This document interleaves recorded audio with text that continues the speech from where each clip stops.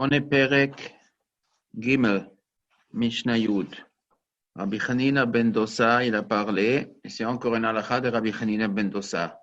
Ou Haya Omer, lui il disait, Rabbi Hanina ben Dosa, on a vu, c'est le tzaddik, le kadosh, que ses prières étaient déjà acceptées, des ratchamaim spéciales. Ou Haya Omer, lui il disait, Kol ruach habriot nocha hemenu, ruach hamakom nocha hemenu. Chacun que ruach, l'esprit des humains, nocha hemenu, est agréable, il est noir, il est accepté, il est bienveillant. Son content, ils sont heureux, hemenu, de lui. Ruach hamakom nocha hemenu. L'esprit de Dieu est content de lui. Qu'est-ce qu'il est en train de dire? Que les humains, d'une certaine manière, ils ressentent le sentiment qu'Akadosh Baruch Hu il a vis-à-vis de quelqu'un. Quand Akadosh Baruch Hu il est content de quelqu'un, il y a une sorte de communication entre les gens et Hachem. Et les gens sont aussi contents de lui. Les gens, ils ressentent que cet homme-là, il est en phase avec Hachem. Il fait plaisir à Hachem. Hachem, il est content. Les gens, ils le ressentent. Ils ont aussi cette impression de lui. Mais on peut interpréter cette Mishnah aussi dans l'autre sens. Un homme que les gens sont contents de lui, alors Hachem aussi il est content de lui.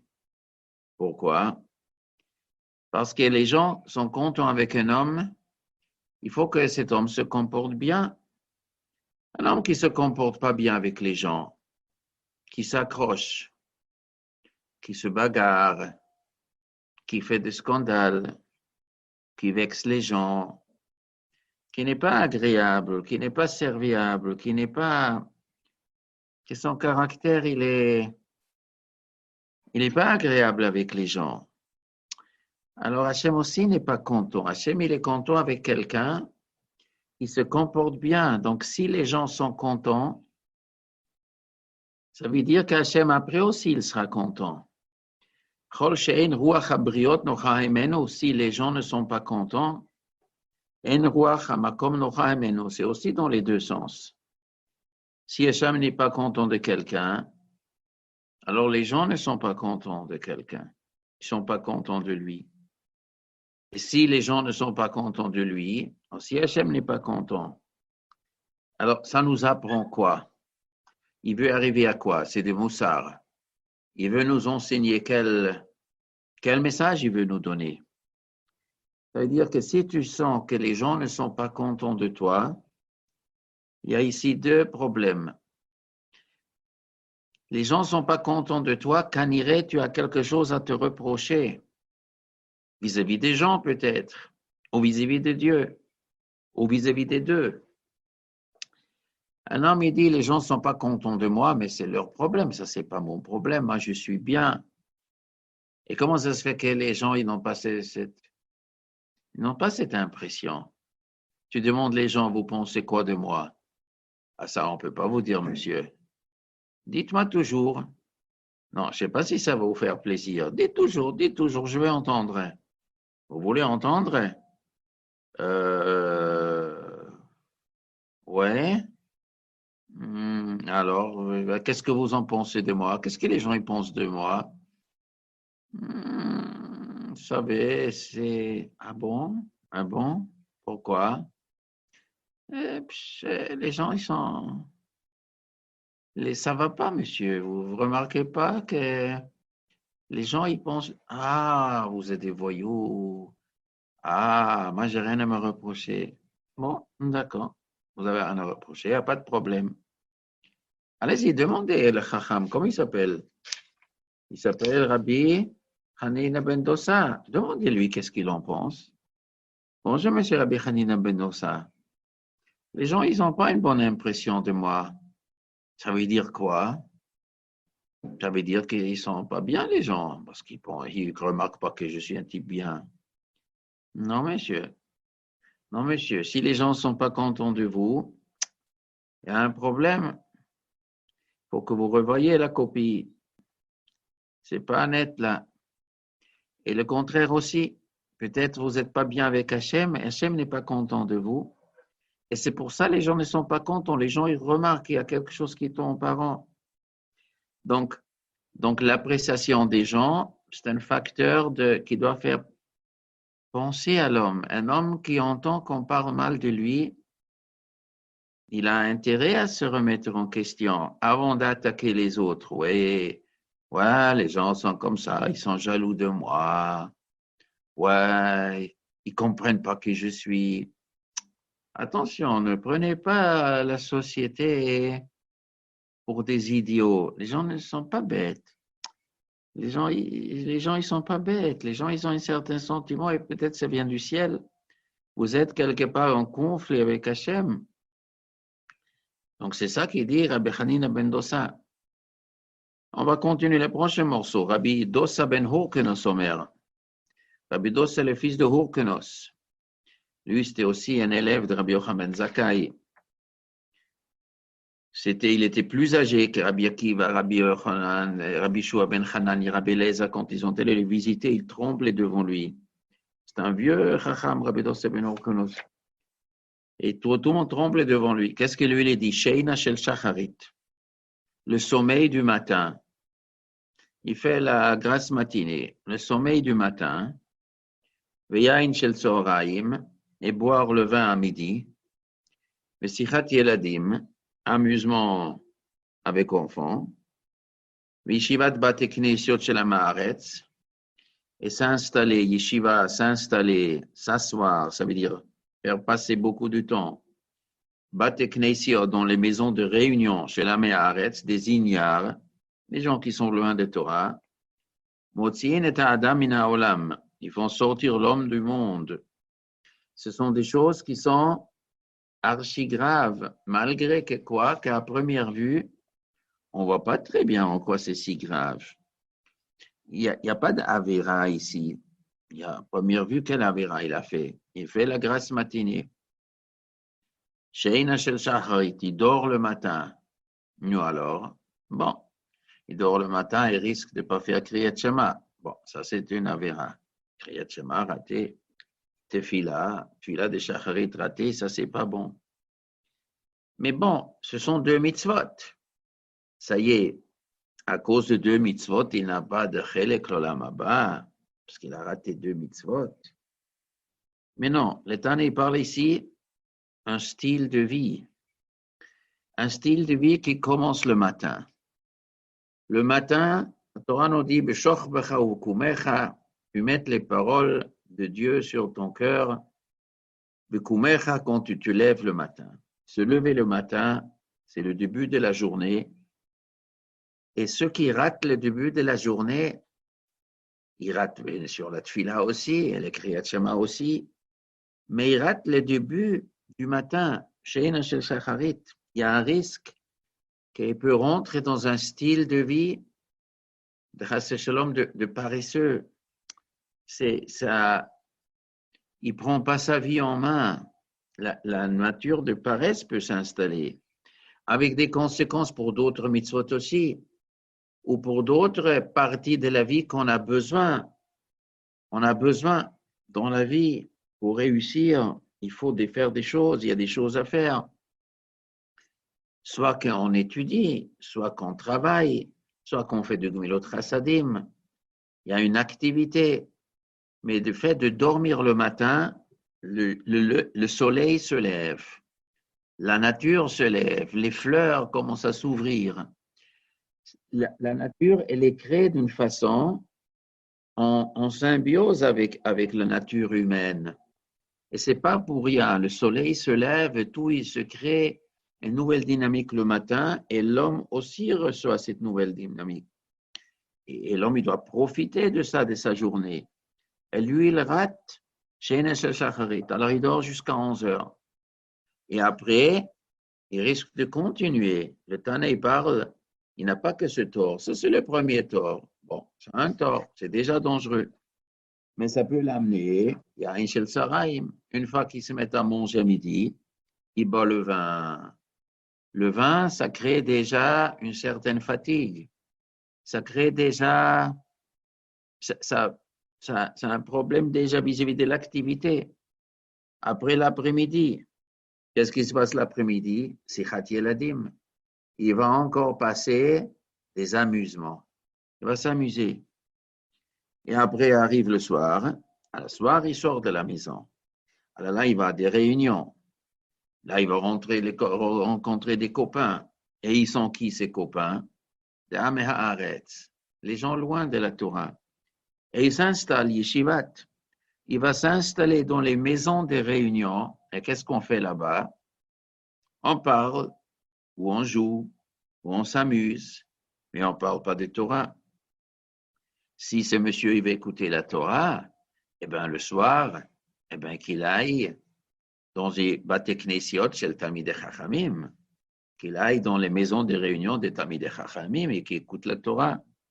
Mais la soirée ici de ce monsieur termine comme la journée a commencé. Elle a commencé avec une lourdeur de rater Kriyat Shema Tefila, pas d'études le matin, pas l'étude l'après-midi, pas l'étude du soir. Il va passer sa journée. Motzi'in et Adam min ha'olam, ça va le faire sortir. C'est-à-dire, plus tôt ou plus tard, il risque de faire des avérotes. En tout cas, d'abord, il va faire rater les mitzvot. Il va rien faire de sa vie. Et il va sortir du monde, ça va sortir l'homme du monde. Est-ce que du monde, ça veut dire de ce monde? Ou est-ce que ça veut dire de l'autre monde? Ou des deux mondes? Il n'aura ni Olam Hazé, il n'aura ni Olam Haba. Quel est le moussard qu'ici dit Rabbi Dosse ben Horkenos? Que l'homme il sera réglé depuis le matin. Le matin, il faut pas dormir. Mais le problème, il est comment un homme il peut dormir le matin? Comment c'est possible? Il peut dormir le matin. C'est qu'un iré qui n'a pas dormi le soir.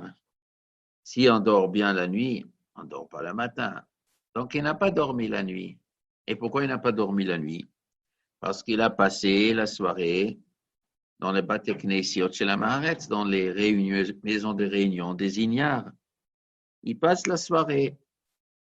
Aujourd'hui, de nos jours, on n'est pas obligé d'aller dans des maisons de réunion des Maharetz. On peut rester à la maison et on peut se projeter dans les maisons de réunion des Maharetz. Aujourd'hui, on regarde la télé jusqu'à minuit ou 1 heure, passe jusqu'à 2 heures, jusqu'à 3 heures aussi. Et bon, il y a toute la nuit. Il y en a pour tout le monde. Et après, on ne peut pas se lever le matin. Alors la journée est perturbée. Alors il y a des perturbations le matin, et après on peut aussi avoir l'alcool à midi, et après les amusements l'après-midi, et après le soir, il passe avec les Amaharetz. Toute la journée est perturbée. C'est très important, mais il est vrai qu'il y a des gens qui sont comme ça. Il y a des gardiens la nuit, garde de nuit. Il y a des gens qui travaillent la nuit. Alors le matin, ils sont obligés de dormir. Effectivement, ça existe. Un médecin qui a garde de nuit à l'hôpital, où il garde un local et la nuit. Oui, ça existe. Et dans ce cas-là, effectivement, c'est un peu anormal la journée. Spécial, il y a des gens qui sont comme ça. Mais dans ce cas-là aussi, il faut rattraper sa vie d'une façon. Il faut enlever le vin. Et il faut enlever les amusements des enfants. Il faut enlever les fréquentations d'Amaharetz. Et le Tane parle ici de quelqu'un qui a un style de vie comme ça. Et ça, c'est quelque chose de très dangereux. On va lire la prochaine Mishnah. Rabbi Elazar Hamodaï Omer. Rabbi Elazar Hamodaï, lui, c'était qui? Aussi un élève de Rabbi Yochanan ben Zakkai. Il s'appelle Hamodaï. Il y a beaucoup de Rabbi Elazar. Rabbi Elazar, Rabbi Shimon. Il y a beaucoup de Rabbi Elazar. Et ici, Rabbi Elazar Hamodaï, il vient de la ville Modi'in. Modi'in, c'est la ville de Yehuda Maccabi, de Matityahu Kohen Gadol, Modi'in. Lui, il était né dans cette ville Modi'in. Rabbi Elazar Hamodaï Omer. Hamachalel et Kodashim. Ceux qui profanent les Kodashim, les Korbanot, ou tout ce qui concerne le Beth Amikdash. Le culte au Beth Amikdash, ce qui est Mechalel, il profane, il le rend profane. Pour lui, sacrifier des korbanot au Beth Amikdash, c'est du profane, c'est n'importe quoi. C'est rien, on égorge des bêtes, on jette le sang, on brûle la graisse, on mange la viande, c'est du profane. Il ne sait pas de quoi il s'agit. Il n'étudie pas. Il ne sait pas de qu'est-ce que c'est servir Hachem au Beth Amikdash. Il est mechalel, il est profane. Et comme ils disent les Mefarshim, il profane, ça veut dire il peut rendre tamé le korban. Ou pigul notar, ça veut dire dans la Torah, il y a un halakha qu'un korban, on peut le manger un certain temps, si c'est kodesh kodshim, le khatat, le mincha, le hacham, il faut le manger dans la journée qu'on a fait la shrita. Il ne faut pas manger le lendemain. Si on laisse la viande pour le lendemain, on le mange, on est chayav karet. On mérite les karet. Ou pas seulement s'il a laissé pour demain, même si pendant la shrita, il a pensé que je vais manger demain, et après il mange la viande, même aujourd'hui, chayav karet. Ça signifie quoi? C'est profaner la kedusha. Ça rime à quoi? Et après, ça c'est kodesh, mais si c'est kodshim kalim, le shlamim, alors là, on peut manger 2 jours. Je fais la shrita aujourd'hui, je peux manger aujourd'hui et demain. Parce qu'en Beth Amikdash, on peut manger dans tout Yerushalayim, même l'Israël peut manger. On peut manger les premiers 2 jours, mais si on mange le 3e jour, on a chayav karet. On a profané. On a chayav karet. Quel est le sens? Pshat Pashut, le sens, il est, on peut comme dire, et bien sûr, il y a des secrets dedans, mais Alpi Pshat Pashut, la viande, si elle n'est pas au congélateur, elle pourrit. Et avant qu'elle commence à pourrir, ça donne une odeur. Imaginez-nous au Beth Amikdash, les gens ils font des sacrifices et ne mangent pas tout de suite. Ils laissent 2 jours, 3 jours, et ça sent mauvais, ça tourne. Et les gens, ils arrivent au Beth Amikdash, ils vont sentir une mauvaise odeur. Ils vont dire, oh là là, la maison de Dieu, ça sent mauvais. C'est un immense Chilul Hashem. Ça sent mauvais, c'est dégoûtant. Imaginons un juif, la première fois, il arrive au Beth Amikdash, ou même si c'est la 10e fois, et il voit de la graisse, de la viande qui traîne, qui est des vers en train de manger, et ça tourne. Il va risquer de vomir, il va dire, je ne retourne plus ici. Ça, c'est un Chilul Hashem. Alors la Torah nous dit, ne laissez pas la viande pour demain. Alors, kodesh kodshim, on ne peut pas sortir du Beth Amikdash. Donc, au Beth Amikdash, ça doit être mangé par les Kohanim. Alors, il faut, Beth Amikdash, il faut faire très attention. Dès que c'est le lendemain, il faut tout de suite brûler. Il ne faut pas laisser. Si tu manges le lendemain, c'est archi dangereux. Peut-être c'est déjà une odeur. Si c'est Kodshim Kalim, on l'amène, on sort de Beth Amikdash, on l'amène à tout Yerushalayim.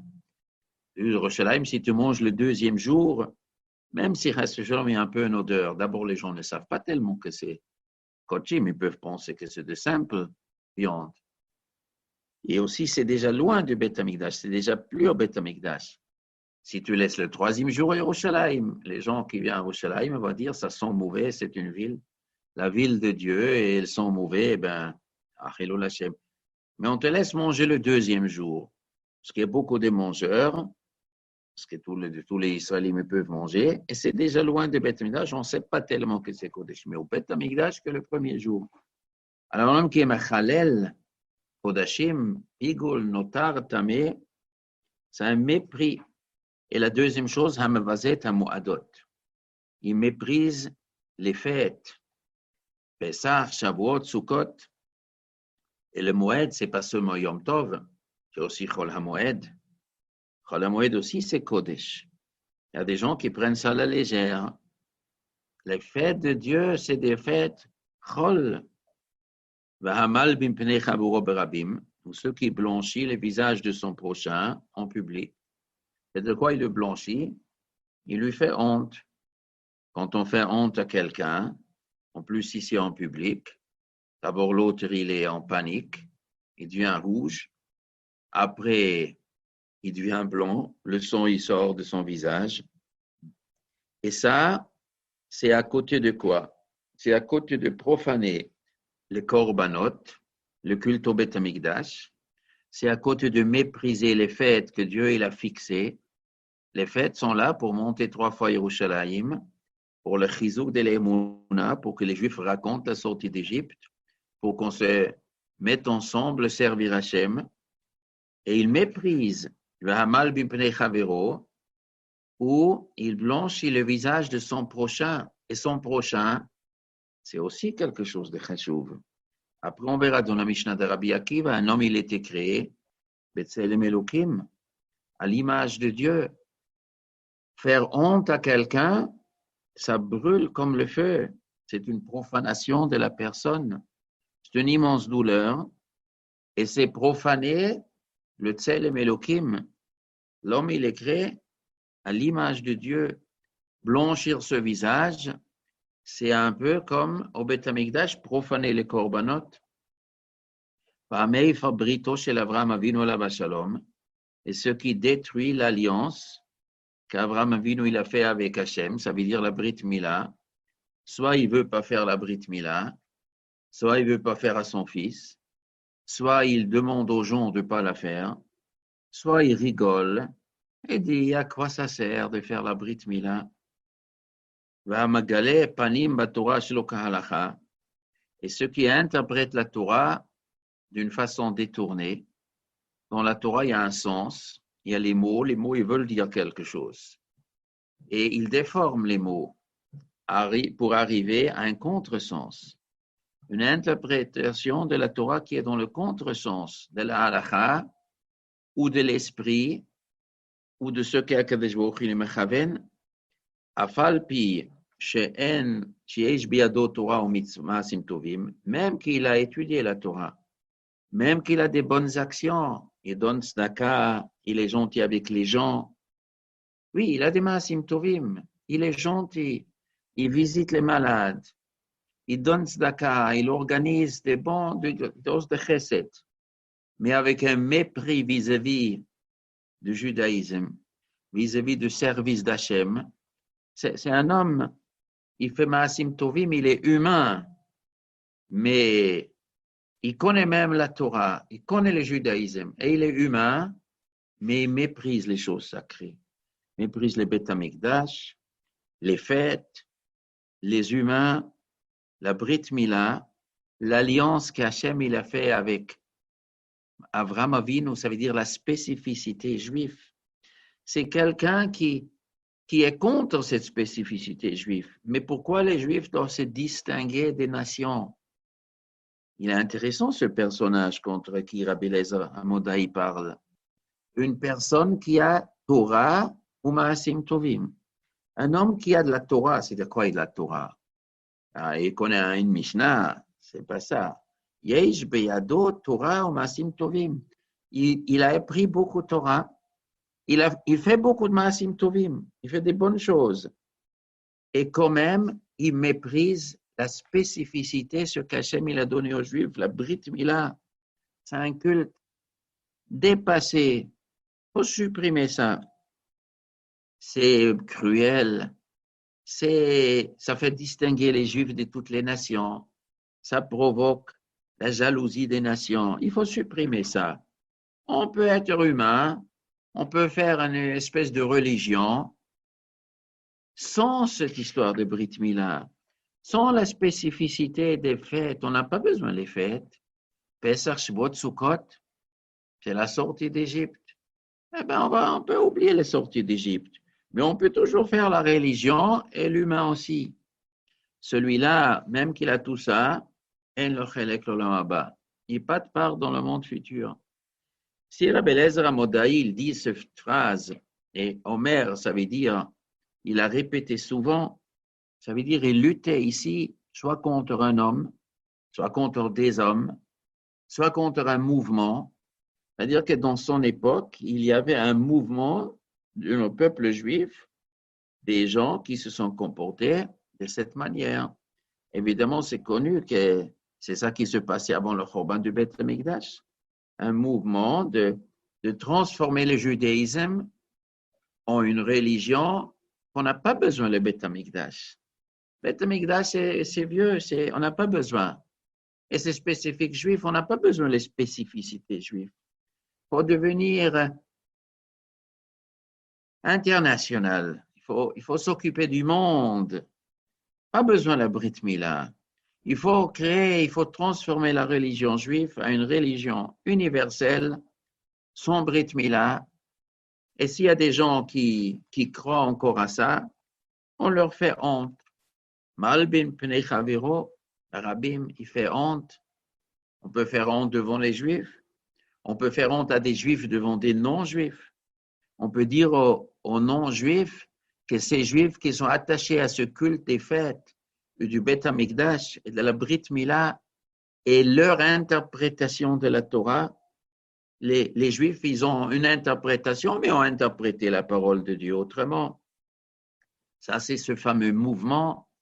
Un mouvement, 10 mouvements, 50 mouvements, ça existait à l'époque du premier Beth Amikdash. Et Rov ben Nevot était Megalé Panim Batorah Shelo Kalacha. Il a déformé la Torah. Il y avait Menaché, il a déformé la Torah. À l'époque du deuxième Mikdash de Tzdukim, et après à la fin, à l'époque du deuxième Beth Mikdash, le grand mouvement qui est venu. Et Bechol Dor Vador, dans chaque génération, Karaïm, et toutes sortes. Dans la modernité, c'est la même chose. On veut bien prendre des choses de la Torah, on veut faire des Maasim Tovim, on veut faire des bonnes actions, mais sans ces trucs qui nous gênent dans le judaïsme. Et on interprète le judaïsme autrement, malgré qu'ils ont Torah ou Mitzvot, Maasim Tovim. Waouh. C'est un problème, il doit faire attention. Est-ce qu'ils ont un Chelek l'Olam Haba? Rabbi Ishmael Omer, prochaine Mishnah. Rabbi Ishmael, il dit, qui c'est Rabbi Ishmael? C'était un copain de Rabbi Akiva, et c'est aussi un élève de Rabbi Yochanan Zakkai, aussi. Evekal la roche. Soit léger la roche pour le chef, pour la tête. Ça veut dire pour un personne âgée, pour un chacham, pour un homme qu'on lui doit du respect. Evekal, soit léger. Ça veut dire quoi léger? Court, vite. Soit dégourdi pour le servir, pour apprendre de lui, pour lui donner ce qu'il a besoin, pour qu'il puisse faire son travail comme il faut. Evekal, soit léger, venoach le tishchoret.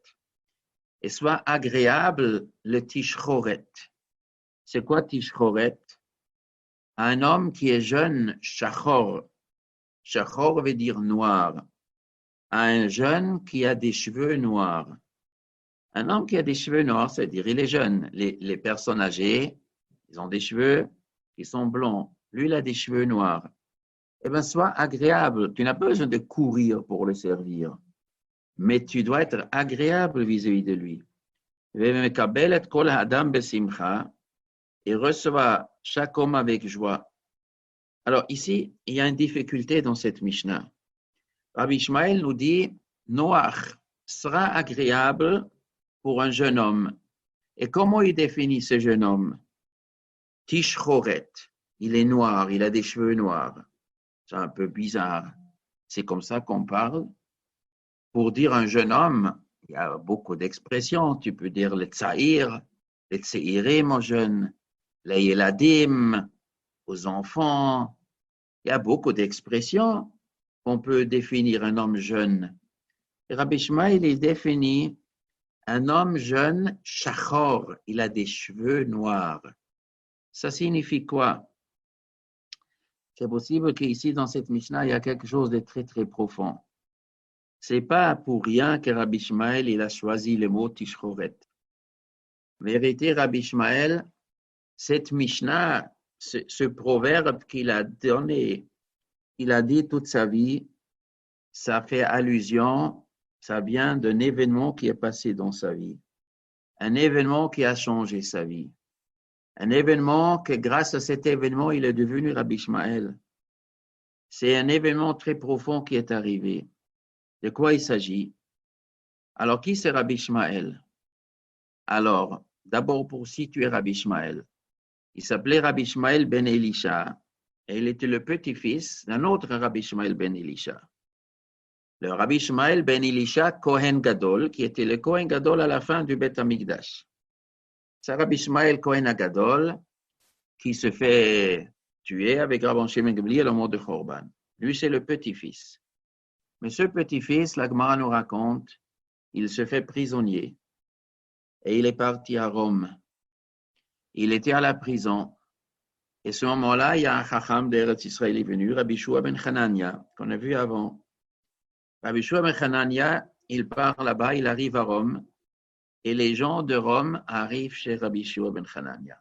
Ils disent, Monsieur le rabbin, vous êtes le Chacham d'Yerushalayim, on voudrait vous dire quelque chose. Il y a un garçon dans cette prison. Et ce garçon, il a des beaux yeux. Et il a des cheveux magnifiques. Il a un charme de folie, sachez-le. Et Rabbi Yeshua ben Hanani, il a entendu ça. Et Rabbi Yeshua ben Hanani, il est parti à la prison, devant, il ne pouvait pas rentrer. Et il a commencé à chanter un verset. La fenêtre était ouverte en haut, là où les garçons étaient enfermés. Et Rabbi Ishmael a dit un pasouk. Qu'est-ce qu'il a fait un pasouk dans le prophète? Qu'est-ce qu'il a fait que le Beth Amikdash est détruit? Et il entend la voix de ce garçon de dire, c'est parce que la suite du verset, on n'a pas fait la Torah mitzvot. Et quand Rabbi Shua a entendu cette voix, il a dit, c'est la voix de ce garçon-là, il faut que je le rachète, il faut que je le libère. Je jure, n'importe quelle somme qu'on me demandera, je le ramasse et je vais libérer ce garçon. Ce qu'il a fait, il a dit, il a payé une somme astronomique, il a sorti ce garçon. Il a mis à étudier ce garçon et Loayo Yami Muatim, ça ne durait pas longtemps, il est devenu un Gaon Olam. Ça, c'est Rabbi Ishmael ben Elisha. C'est le petit-fils de l'autre Rabbi Ishmael. Alors ici, il est marqué dans la Gemara, les gens, ils ont dit, c'est un garçon qui est beau, qui a des beaux yeux, qui a un aspect magnifique. Taltalim, il a des cheveux, des taltalim, des cheveux qui descendent. Et les cheveux qui descendent, c'est le taltalim, shechorot ka'orev. La beauté des taltalim, la Gemara nous raconte, c'est quand ils sont noirs, des taltalim, je ne sais pas comment traduire, hein, des cheveux. Des boucles noires, mais les gens, ils ont dit, Rabbi Shua, écoutez ce qu'on vous dit, il y a ici un garçon spécial. Qu'est-ce que ça signifie? Un garçon, il est beau ou il est moche, ça change quelque chose. Alors, on nous raconte sur Rabbi Yeshua qu'il était archi-moche. Il n'y avait pas un homme moche comme Rabbi Yeshua. Il y a une histoire dans la Gemara, Rabbi Yeshua, c'était le plus grand chacham des Juifs. Il était admiré par les goyim, il faisait les discussions devant le roi Goy. Toujours, les discussions étaient avec Rabbi Yeshua ben Hanania en premier. Et la Gemara nous raconte un jour, la fille du roi, elle était présente pendant une discussion et elle était émerveillée par la sagesse. Son père, il a dit, c'est un homme avec une intelligence, je ne sais pas si elle a compris qu'est-ce qu'on va discuter, mais tout le cours royal, il était émerveillé de Rabbi Yeshua. Un jour, elle a dit, Monsieur le rabbin, une tellement grande sagesse dans un visage tellement moche comme vous. Comme ça, elle a dit.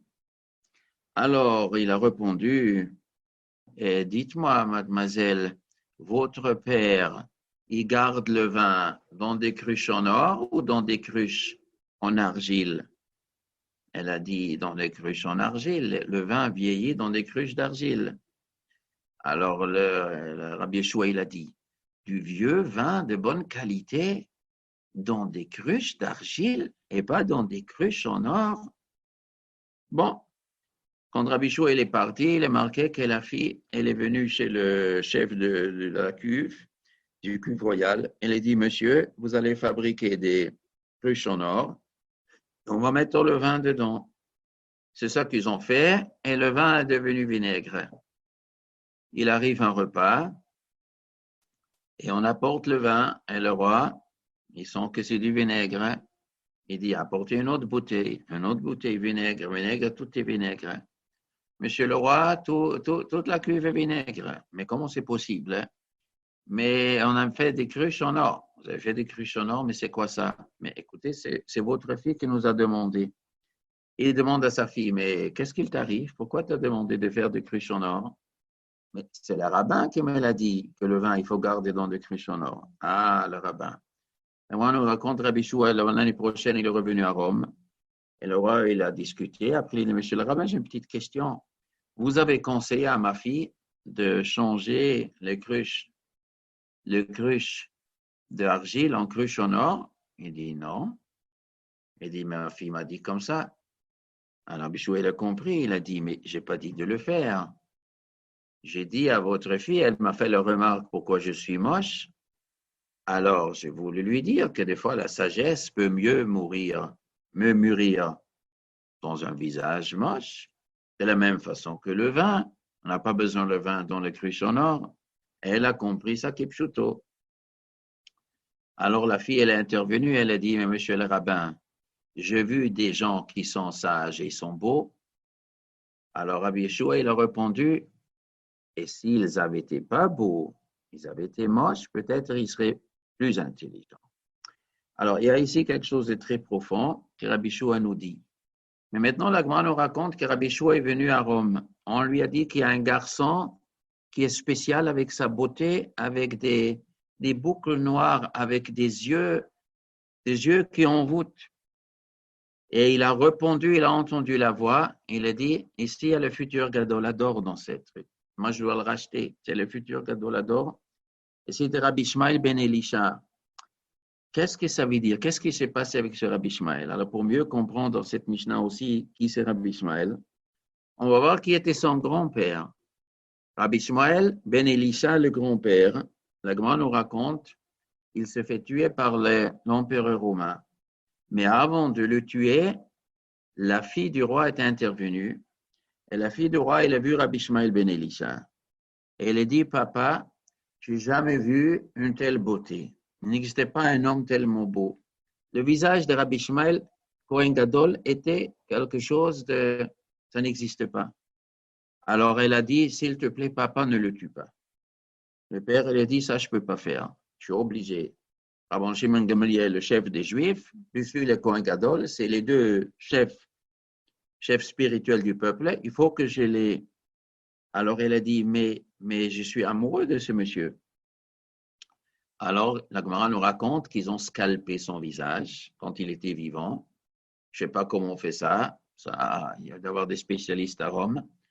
Quand il est encore vivant, ils ont enlevé entièrement la peau comme il faut. Quand ils ont pris la peau de l'endroit des tefilines, il a crié Shema Israël, El Niftar. Beketzour, ils ont pris ce visage, ils ont pris cette peau et ils ont mis sur un genre, je ne sais pas quoi, comme je pense comme les femmes, elles ont des perruques. Sur la perruque, on met comme ça en blanc un truc, là, on met dessus la perruque.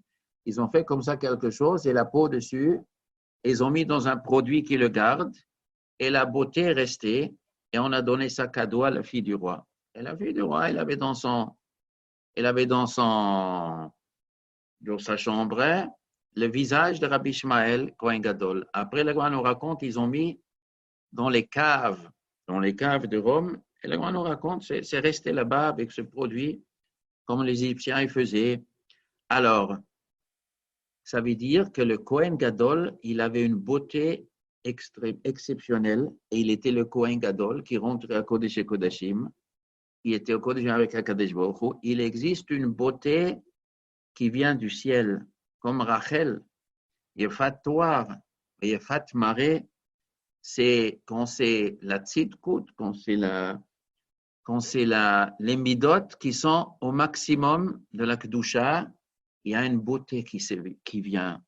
Ça peut aussi le contraire, moche. Rabbi Shua était moche, la chokhma moche, mais il y a une autre chose. Il y a quelque chose qui est le contraire. La kedusha est tellement grande que le visage, il rayonne. C'était Rachel, c'était aussi son fils Yosef, et Binyamin aussi. C'était une beauté qui venait de la kedusha. Et cette famille de Rabbi Ishmael, il avait cette kedusha. Et ce garçon Rabbi Ishmael, dans la prison aussi, il avait cette kedusha. Et après, la Gemara continue à raconter. Maase bibno ou bito chez le Rabbi Ishmael. Une histoire, le fils et la fille. Je ne sais pas si c'est le grand-père ou de ce Rabbi Ishmael. Les deux, ils s'appelaient Rabbi Ishmael ben Elisha. Mais c'est le fils et la fille. Ils étaient aussi très beaux.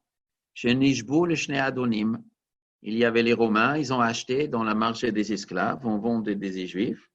Donc, il y a un patron, il a acheté le garçon, et l'autre, il a acheté la fille. C'est le frère et sœur. Et après, les deux, ils se sont rencontrés. Un, il a dit, vous savez, les Juifs qu'on a vendus, les Juifs de Jérusalem, on a vendu chez nous à Rome. Hier, j'ai acheté un esclave avec une beauté, il n'y a pas dans le monde entier comme ça. Et l'autre, il a dit, eh, moi, j'ai acheté une fille et il n'y a pas une belle comme ça dans le monde. Ils ont dit, on va les marier ensemble. Ils auront des enfants et ce sera la folie. Marqué, on les a mis dans une chambre et toute la nuit, ils ont pleuré. Et lui, il a pleuré. Comme moi, un Kohen, la famille des Kohanim, le petit-fils des fils ou le petit-fils ou le petit-fils d'Ali, Bishmael ben Elisha Kohen Gadol, je me marie avec une esclave. Elle disait la même chose à elle-même. Le matin, le soleil se levait. Ils se sont reconnus, ils ont pleuré jusqu'ils sont morts les deux. En tout cas, il y a ici, de plusieurs générations, la Gemara nous raconte quelque chose de phénoménal. Maintenant, on va revenir à ce qui est marqué ici, Rabbi Ishmael. Rabbi Ishmael, il dit, Revekal la roche. Tu dois être léger pour un chef. Va, cours, les chachamim, il faut les servir, il faut être proche d'eux. Il faut écouter ce qu'ils disent. Fais cours vite chez les chacham pour lui donner ce que lui il a besoin et pour que toi, tu étudies chez lui. Et si tu as un jeune homme devant toi, un enfant, Noach, sois gentil avec lui. Noach, sois agréable. À qui un jeune homme, comme il a dit jeune homme, Tishchoret, à quelqu'un qui a des cheveux noirs. Ici, Rabbi Ishmael, c'est resté dans son cœur, il parle avec son cœur. Ce moment que Rabbi Yeshua, il a dit, je te libère, toi, je te libère. Tu n'es pas un garçon spé. Il a touché ce qui était chez Rabbi Ishmael, et Rabbi Ishmael est devenu le plus grand chacham. La Gemara nous raconte une autre chose, un Mishnah dans Masechet Nedarim. Rabbi Ishmael, il avait une femme, et cette femme, elle avait un métier. Et quel était le métier de sa femme? Elle avait un local, un institut de beauté. Comme ça dit la Gemara, un institut de beauté, Mishnah dans Masechet Nedarim. Il y avait un jour, il y avait un khatan. Et le khatan, il se fiançait avec sa nièce. Mais on le faisait un peu à l'ancien, faisait confiance aux parents, et il n'a jamais vu cette fille. On lui a dit, tu as une nièce, elle est très bien, elle est très gentille, c'est une bonne affaire, je vous fais confiance. Très bien. Mais avant le mariage, il a vu, et il avait une dent qui n'était pas très beau, le dent, je ne sais pas, un dent d'éléphant, je ne sais pas comment. Bon. Et Kitsour, il a dit, je peux me marier. La dent, il était d'une façon, je ne peux pas. Et il a dit, il n'y a pas de possible, je ne peux pas. Alors, Rabbi Ishmael, il a entendu ça. Il a fait un neder même. Ce jeune homme, il a fait un neder. Je vais un neder, je ne me marie pas avec elle. Et cette fille, elle a pleuré, la pauvre. Elle était fiancée, ça ne marche pas. Alors, on a raconté Rabbi Ishmael. Rabbi Ishmael, il dit à sa femme, arrange l'affaire. Et qu'est-ce qu'elle a fait, la femme? Elle a fait une opération. Elle est partie chez un, comment on appelle ça? Pas un dentiste, un orthodontiste. Ils ont arrêté la chose, ils ont fait un don en or, Bekitsour. Et après, il a montré au Khatan. Ah, maintenant c'est autre chose. Mais il a fait un neder. Rabbi Ishmael a dit, si tu savais qu'on peut guérir ça, tu aurais fait le neder. Non, ils ont enlevé le neder. Mais la Gemara nous raconte que ce n'était pas une fois, c'était systématiquement. Madame Rabbi Ishmael, elle faisait ça d'une façon systématique pour embellir les filles. Et là, quand Rabbi Ishmael est niftar, ça marquait les femmes ont pleuré, comme ils ont pleuré sur Shaul HaMelech, sur Jonathan. Rabbi Ishmael, il a fait que les femmes étaient belles. Comment ça se fait que ça tombe sur Rabbi Ishmael? C'est-à-dire, c'est une tradition familiale. Il était d'une famille qui avait quelque chose, un charme très spécial. Mais Rabbi Ishmael, il a senti, Rabbi Shua était agréable avec lui. Lui, il est dans la prison à Rome. Dans quel état il était? Peut-être très déprimé. Sa vie a été comme les prisonniers qui, malheureusement, la Gemara nous raconte les garçons et les filles qui étaient beaux, qui étaient belles, qui sont venus à Rome. Ils étaient utilisés pour d'autres choses, pour beaucoup de choses, la Gemara nous raconte. Et lui, il était destiné, évidemment, il était destiné à ce genre de chas v'shalom. Et Rabbi Shmuel était gentil avec lui. Et Noach le tishchoret, ici Rabbi Shmuel il dit, un jeune homme, tu n'as pas besoin de courir apprendre sa chokhma de lui, mais tu dois être gentil avec lui. Noach, sois agréable pour quelqu'un qui est tishchoret. Je vais raconter une petite histoire qu'on raconte. Pour ça, j'ai lu une histoire il n'y a pas longtemps sur Rav Steinman. Alors, il y avait, comme ça, on raconte à Bnei Brak qu'il y avait une famille. Et il y avait un garçon, il avait 20 ans. Bon, il était allé à Cheder, après il était à la Yeshiva. Bon, il était plus à l'école buissonnière. Bon, c'était pas trop sa came, l'étude. Mais bon, il était une famille religieuse et tout. Et il avait 18 ans, il a disparu. Et les parents, ils se sont fait des soucis. Déjà avant qu'il ait disparu, ils ont vu que commence à descendre, la religion, c'est plus ça. Et jusqu'à ce qu'elle a disparu, et les parents, ils étaient tristes, ils ne savaient pas quoi faire. 2 ans après, donc le garçon, il a 20 ans, il téléphone à son père. Papa, je me marie dans quelques jours. Tu te maries dans quelques jours? Mais où tu habites? À Tel Aviv. Avec qui tu te maries? Avec une Ochria. Une Ochria. Il vit avec une Ochria depuis 2 ans et maintenant il veut se marier. Le père et la mère, ils entendent ça. Ils sont dans tous les états. Qu'est-ce qu'on peut faire? Alors, le père, il a dit, écoute-moi, je vais te proposer une chose. Est-ce que tu es d'accord, avant que tu fasses ça, de parler avec un Talmid Chacham? Il a dit, avec qui? Il a dit, avec est-ce que tu aller chez Rav Steinman? Il a dit, d'accord. Il est venu. Il était chez Rav Steinman et il a raconté donc l'histoire. Alors, je ne me rappelle pas exactement la chose, mais il me semble que l'histoire était comme ça. Que Rav Steinman lui a demandé, quand tu es Machalel Shabbat, est-ce que toutefois ça te fait mal au cœur? Il a dit oui. Alors Rav Steinman, il a dit, est-ce que des fois, tu t'abstiens quand même d'être Machalel Shabbat parce que ça te fait mal? Alors il a dit oui. Alors il a dit, je suis très jaloux de toi. Il a dit, pourquoi vous êtes jaloux de moi? Parce que tu as un srout que moi j'ai pas. Tu as un srout que ça te fait mal d'être Machalel Shabbat. Et des fois, tu repousses. Il dit, des fois, il repousse le Chilul Shabbat. Tu repousses le Chilul Shabbat parce que tu as peur du Shabbat. Et moi, je n'ai pas ce srout. Je suis jaloux de ton Olam Haba. À peu près, l'histoire était comme ça. Et le garçon, il est parti à la maison et il a dit au père, ça va. Il ne se marie pas avec elle. Il est revenu et est devenu un bon juif. Alors, après, il a raconté, on lui a demandé, pour ces quelques minutes que tu es chez Rav Steinman, qu'est-ce qui se passe? Il a dit, je vais vous raconter. Quand mon père m'a demandé chez qui aller, je me suis dit, chez qui je peux aller, chez qui je voudrais aller. Quand il m'a proposé Rav Steinman, j'ai dit, je suis d'accord d'aller.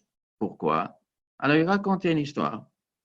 Moi, j'étais un enfant, j'étais au Cheder, au Cheder, 6 ans, 7 ans. Et Rav Steinman, il est rentré interroger les enfants. Et lui, c'est un enfant pas trop intelligent. Alors, il interroge, chacun il répond, plus ou moins. Mais lui, quand on lui a demandé, il répondait pas. Il lui a demandé encore une fois, il ne répondait pas. Alors, il demandait une autre question, beaucoup plus facile. Il a commencé à dire n'importe quoi. Alors, Rav Steinman a posé une autre question plus facile, lui a mis dans la bouche. Et aussi, c'était pas ça. Après, il a mis encore une fois quelque chose, jusqu'à, c'était tellement simple que la réponse, elle est sortie bien. Et Rav Steinman dit, qu'est-ce que ce garçon? Comme ça, il a fait comme ça. Ah, que je suis content. Et ce garçon, après, il a dit, cette remarque m'a marqué. C'était la première fois que le maître, il dit quelque chose de bien sur moi. Il y avait là-bas Melamed, mais probablement, il y a comme ça, malheureusement, des garçons qui répondent toujours à côté ou ils ne répondent pas du tout. Il y a aussi le prof, et aussi les enfants. Il n'a pas la côte. Et des fois, on lui dit, on lui fait des allusions qu'il n'a pas la côte. Il dit, c'est la première fois qu'un rave, il m'a donné une bonne appréciation. Et encore, je savais qu'en vérité, il m'a toujours rendu plus facile et plus facile. Je n'étais pas au niveau des autres. Mais il voulait à tout prix que je dise quelque chose de juste, quelque chose qui pourrait dire. Il m'a dit, ça m'a fait chaud au cœur. Comme ça, il a dit. Ça, c'était un événement quand il était un enfant. Et après, je ne sais pas, 12 années, 13 années après, le père, il dit, tu veux voir ce rêve? D'accord. Ça, c'est ce que Rabbi Ishmael il a dit ici. Rabbi Ishmael dit, Evekal la roche, venoach le tishchoret. Sois agréable à un jeune homme, à un garçon. Il est dit tishchoret, quelqu'un qui a des cheveux noirs encore. C'est son histoire. C'est l'histoire de Rabbi Ishmael qui est dedans. Mais comme ça l'est tellement marqué, il a dit, il doit y avoir d'autres garçons comme moi dans le monde. Je ne suis pas le seul. C'est un style. C'est un style qui a un garçon qui a un charme du ciel, mais ça peut tourner vers un côté, vers l'autre côté. Ça peut, la vie de Rabbi Ishmael était en danger. Ça aurait pu basculer vers l'enfer. Et ça a basculé, devenu le Chacham. Pourquoi? Parce que Rabbi Ishmael était gentil. C'est ça qu'il a dit. Il faut recevoir chaque homme avec joie. Mais kabel, le mot kabel, ça veut dire toujours vis-à-vis. Kabel, ça veut dire vis-à-vis. Le vis-à-vis d'un homme, soit toujours avec simcha. Tu dois recevoir chacun. Ça veut dire quoi chacun? Qu'il sera sage, qu'il ne sera pas sage, qu'il sera âgé, qu'il ne sera pas âgé, qu'il sera respectueux, qu'il sera un simple homme, un homme pachout. Chacun, il faut recevoir besimcha. Il a vécu ça, il a dit ça. Rabbi Akiva Omer, dans la prochaine Mishnah, Rabbi Akiva, il a dit. Rabbi Akiva, c'est le copain de Rabbi Ishmael. Et Rabbi Akiva, on a déjà vu Rabbi Akiva avant. Sechok, vekalut rosh, margilin le herva. Sechok, les amusements. Vekalut rosh, et la légèreté. Kalut, kal, c'est dire léger. Rosh, c'est la tête. La légèreté de la tête. Margilin la herva, ça conduit l'homme vers l'immoralité. C'est-à-dire quoi la légèreté de la tête? C'est-à-dire quoi la tête? La tête, c'est la pensée. La tête, c'est la réflexion. Une réflexion profonde, c'est une réflexion qui mesure l'importance de chaque chose, qui mesure de ce qui est beau, ce qui est laid, ce qui est important, ce qui n'est pas important, ce qui est pur, ce qui est impur, ce qui est juste, ce qui n'est pas juste. Mais il y a quelque chose qui est le contraire d'une pensée profonde, quelque chose de léger, une pensée légère ou une parole légère. On prend les choses pas importantes. Srok, c'est rigolade. Quel genre de rigolade? Rigolade, ça veut dire on rigole de ce qui est important. On ne prend pas sérieux. Et kalodroche dans la Gemara, c'est un vocabulaire inadapté. C'est des gros mots. C'est des mots qui viennent d'une légèreté. Des mots où il y a un peu des allusions dedans sur des choses qui ne sont pas cachères. Des allusions d'immoralité, des allusions de cruauté, des allusions de mépris. Ça, c'est kaloutros. Eh bien, le sroc, les rigolades, dans une ambiance de rigolade et des gros mots, ça conduit. C'est pas encore la herva, mais ça conduit, ça réveille l'intérêt, ça abaisse l'importance d'une vie pure, une vie sainte, une vie de bonne moralité. Pour pousser un homme qui a une bonne moralité, qui va dans le péché, eh ben, il y a un système, il y a une conduite. Aujourd'hui, il y a des radios. On ouvre la radio, même tu penses c'est une radio sérieuse, il y a des gros mots dedans. Il y a des mots qui font des allusions et ils sont, on dirait exprès. Je ne sais pas, je ne connais pas les autres, je n'étais pas au Chine. Mais en France, il me semble que c'est une spécialité française. C'est les gens qui parlent dans la radio, sûrement ailleurs aussi, je le connais. Moi, je ne vois pas les autres parler ailleurs. Je n'entends pas ces gens parler, mais quand j'entends, on dirait ils aiment ça. C'est fait spécialement. Plus que tu parles cru, on parle des choses qu'on ne parle pas, ça c'est Kaloutroche, Margueline. On veut conduire. Eux, ils se conduisent eux-mêmes, ils conduisent les autres vers l'immoralité. Ça, Rabbi Akiva l'a vu, c'est pas nouveau. Seulement aujourd'hui, c'est très facile, partout, très facile des blagues déplacées. Beaucoup de blagues déplacées, Srok ve Kalotroche, ce sont des blagues déplacées. Ça peut être à l'école, ça peut être dans la rue, ça peut être au boulot, ça peut être, on entend, on le lit, on voit des films, partout. Et bien, Marguiline, Margil, ça vient de quel mot Margil? Le mot de Regel. Regel, c'est un pied. Un pied, c'est, il marche. Le Hargil, c'est habituer, c'est faire avancer. On fait avancer, ça veut dire, l'herva, c'est grave, tout le monde sait qu'il est moralité, on ne fait pas. Mais pour faire les moralités, on conduit doucement, comme un homme, il marche avec un pied, encore un pied. Et c'est le chemin pour habituer. C'est Rabbi Akiva avertit les gens, Srok ve Kalodros, il faut faire attention pour pas qu'elle amène à la herva. Première Tachem demain, on va continuer demain à 5 heures. Kol Touf.